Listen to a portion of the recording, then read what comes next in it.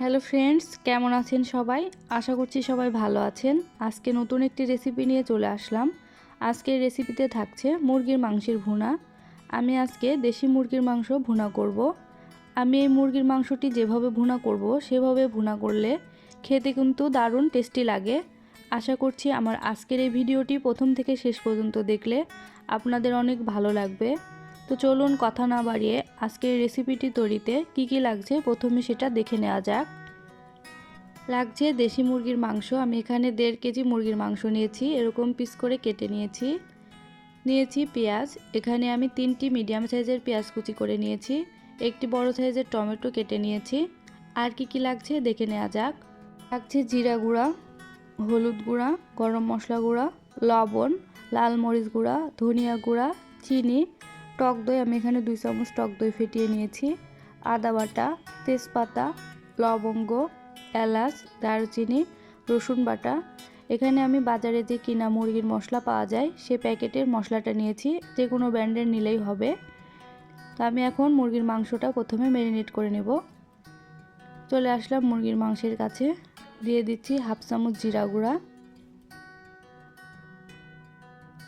দিয়ে দিচ্ছি হাফ চামচ হলুদ গুঁড়া,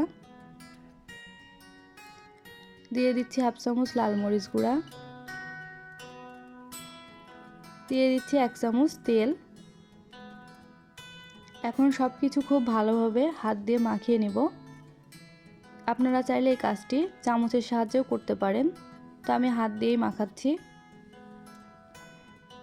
খুব ভালোভাবে মাখিয়ে নিয়ে আমি এখন আধা ঘন্টার জন্য রেখে দিব একটা সাইডে। মাংসটা রেখে আধা ঘন্টা পরে আমি চুলায় চলে আসলাম। প্যান বসিয়ে তেল গরম দিয়ে দিচ্ছি। তেল গরম হয়ে গেছে, আমি দিয়ে দিচ্ছি প্রথমে দারুচিনি 3টা, দিয়ে দিচ্ছি লবঙ্গ 4টা, দিয়ে দিচ্ছি এলাচ 4টা, দিয়ে দিচ্ছি তেজপাতা 2টা। এখন সব কিছু খুব ভালোভাবে তেলের সাথে কয়েক সেকেন্ড ভেজে নেব। সব কিছু 30 সেকেন্ডের মতো ভেজে নিয়েছি।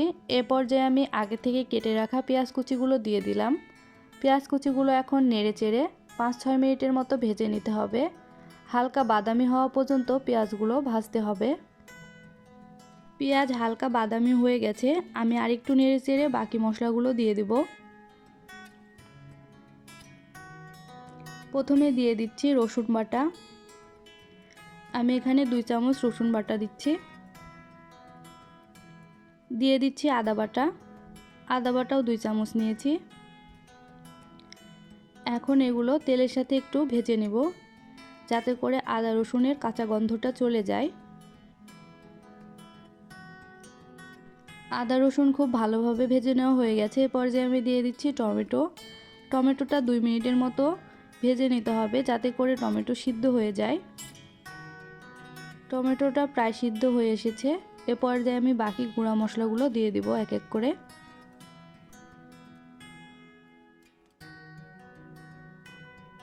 দিয়ে দিচ্ছি ধনিয়া গুঁড়া। আমি এখানে 2 চামচ ধনিয়া গুঁড়া দিচ্ছি। দিয়ে দিচ্ছি জিরা গুঁড়া। আমি 1.5 চামচ জিরা গুঁড়া নিয়েছি। দিয়ে দিচ্ছি পরিমাণ মতো হলুদ গুঁড়া।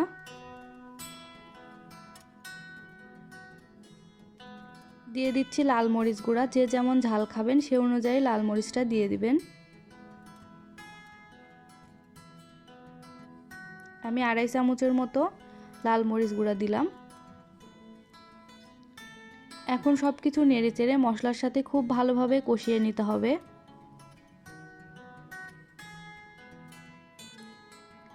আমি 2-3 মিনিটের মতো খুব ভালোভাবে কষিয়ে নেব। 2-3 মিনিটের মতো কষিয়ে নেওয়া হয়ে গেছে। আমি এখন সামান্য জল দিয়ে দিলাম। জলটা দিয়ে আবারও 2 মিনিটের মতো কষিয়ে নেব।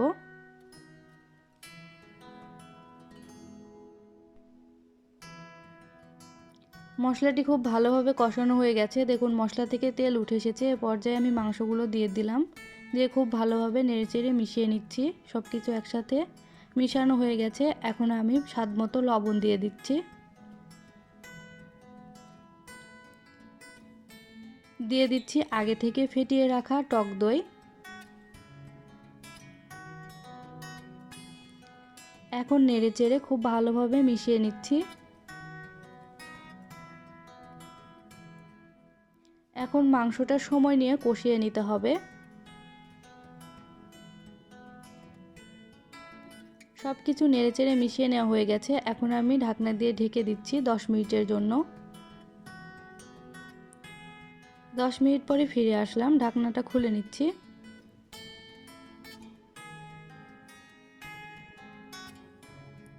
নেড়েচেড়ে দিচ্ছি।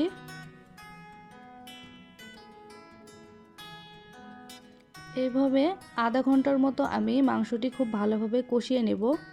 দেশি মুরগির মাংস সিদ্ধ হতে একটু সময় লাগবে, এজন্য একটু সময় নিয়ে কষিয়ে নিতে হবে। আর মাংস কষানোটা যত ভালো হবে মুরগির মাংসটি খেতে ততই ভালো লাগবে।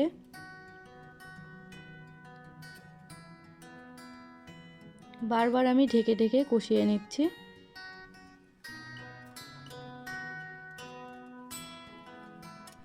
15-20 মিনিটের মতো কষানো হয়েছে। এ পর্যায়ে আমি দিয়ে দিচ্ছি সামান্য পরিমাণে চিনি।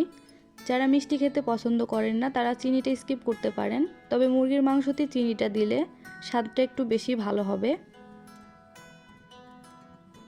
নেড়েচেড়ে মিশিয়ে আমি আবারও ঢেকে দেব। ঢাকনাটা খুলে নিচ্ছি। মুরগির মাংসের যে জলটা আছে এখন নেড়েচেড়ে এই জলটা শুকিয়ে নিতে হবে। জল দেখুন প্রায় শুকিয়ে এসেছে। এ পর্যায়ে আমি বাজার থেকে কিনা মুরগির মশলাটা দিয়ে দিব। বাজার থেকে কিনে আনা মুরগির যে গুঁড়া মশলাটা, সেই মশলাটা দিলে মুরগির মাংসের স্বাদ দ্বিগুণ বেড়ে যাবে। এজন্য অবশ্যই আপনারা বাজার থেকে কেনা মশলাটা দেওয়ার চেষ্টা করবেন। আমি এখানে 2 চামচের মতো দিয়ে দিলাম। নেড়েচেড়ে আমি আর 3 মিনিটের মতো কষিয়ে নেব। মুরগির মাংসটি প্রায় কষানো হয়ে গেছে, দেখুন মাংস থেকে তেল উঠে এসেছে। আমি আরেকটু নেড়েচেড়ে মুরগির মাংসে জল দিয়ে দিব। আমি যেহেতু মুরগির মাংসের ভুনা করব, এজন্য খুব বেশি জল দিব না। আপনারা যে যেমন ঝোল খাবেন সে অনুযায়ী জলটা দিয়ে দিবেন। তবে মুরগির মাংসের ভুনাতে জলের পরিমাণটা একটু কমই দিতে হয়। আমি 1.5 বাটির মতো জল দিলাম। নেড়েচেড়ে খুব ভালোভাবে মিশিয়ে নিচ্ছি। মিশিয়ে আমি একটি ঢাকনা দিয়ে ঢেকে দেব। 15 থেকে 20 মিনিটের মতো আমি এইভাবেই রান্না করে নেব। তবে মাঝে ঢাকনা খুলে নেড়ে দিতে হবে যাতে করে নিচে লেগে না যায়। 15 থেকে 20 মিনিটের মতো রান্না করে নিয়েছি। আমার রান্নাটি প্রায় হয়ে এসেছে। আমি নেড়ে চেড়ে দিচ্ছি। এখন লবণ হয়েছে কিনা একটু টেস্ট করে দেখব। এ পর্যায়ে আপনারা লবণটা টেস্ট করে দেখতে পারেন। যদি লবণের প্রয়োজন হয় তাহলে লবণটা দিয়ে দিবেন। আমার সামান্য লবণ লাগবে, আমি এখন দিয়ে দিচ্ছি। নেড়ে চেড়ে মিশিয়ে নিচ্ছি।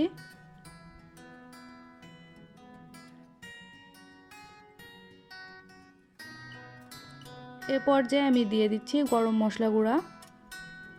আমি 1 চামচের একটু কম গরম মশলা গুঁড়া দিয়ে দিলাম। গরম মশলা গুঁড়াটা দিয়ে নেড়ে চেড়ে ঝোলটি আর আমি 2-3 মিনিটের মতো ফুটিয়ে নেব। 2-3 মিনিট রান্না করে নিয়েছি। আমি এখন নেড়ে চেড়ে চুলার আঁচটা বন্ধ করে চুলার উপরে রেখে দিব 5 মিনিটের মতো। 5 মিনিট পরে ফিরে আসলাম। দেখুন মুরগির মাংসের ভুনাটি দেখতে কতটা লোভনীয় হয়েছে, খেতেও ভালো হয়েছে। আমি এখন চুলা থেকে নামিয়ে নিচ্ছি। চুলা থেকে নামিয়ে নিয়ে আমি একটি সার্ভিং ডিশে সার্ভ করছি। এই মুরগির মাংসের ভুনাটি খেতে সত্যি অসাধারণ লাগে। আমার আজকের এই রেসিপিটা যদি আপনাদের কাছে ভালো লেগে থাকে তাহলে আমার চ্যানেলটি সাবস্ক্রাইব করে আমার সাথেই থাকবেন, যাতে করে নতুন কোনো ভিডিও দেওয়ার সাথে সাথে নোটিফিকেশন পেয়ে যান। আজকের মতো এই পর্যন্তই। সবাই ভালো থাকবেন, সুস্থ থাকবেন। দেখা হবে নতুন কোনো ভিডিওতে।